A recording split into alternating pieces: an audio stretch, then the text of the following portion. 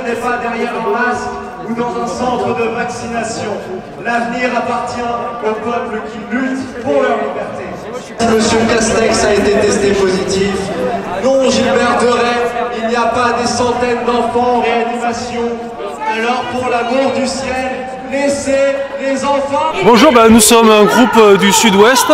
On a repris un petit événement historique qui s'est passé il y a presque 1000 ans, où une population a été mise à l'écart de la société parce qu'on l'accusait de véhiculer des maladies.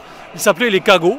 Et l'histoire leur a donné raison, comme quoi au final en fait, ces accusations étaient infondées et ils ont été réintroduits dans la population. Et donc pour que l'histoire ne se répète pas et qu'il ne nous faille pas des siècles pour être entendu, on a repris le symbole de la patte d'oie que vous avez ici, que les cagots étaient obligés de porter sur eux pour être différenciés du reste de la population. C'est une forme ironique et une façon de dénoncer et de fédérer les gens qui ont été exclus par cette histoire de passe sanitaire. Il y a plusieurs groupes, il y a des groupes qui se sont montés indépendamment, après qui ont repris l'idée, et donc on ne sait pas trop, et on ne veut pas trop savoir non plus, on aime bien le côté un peu spontané et désordonné, ou l'ordre spontané on va dire. Mais il y a des groupes Telegram avec presque une centaine de personnes je pense pour l'instant, et voilà, après ça se développe, il y a des gens qui en ont entendu parler par d'autres personnes que nous, donc de bouche à oreille ça se fait tout seul, et tant mieux. Ouais. Bon, on revendique rien, c'est une forme d'ironie et de dénonciation.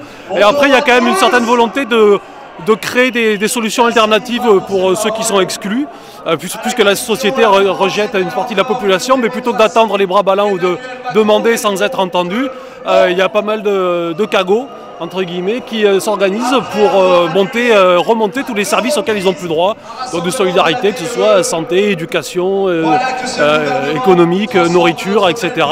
Donc on a monté un petit site cago.fr où les gens peuvent se retrouver et s'organiser spontanément.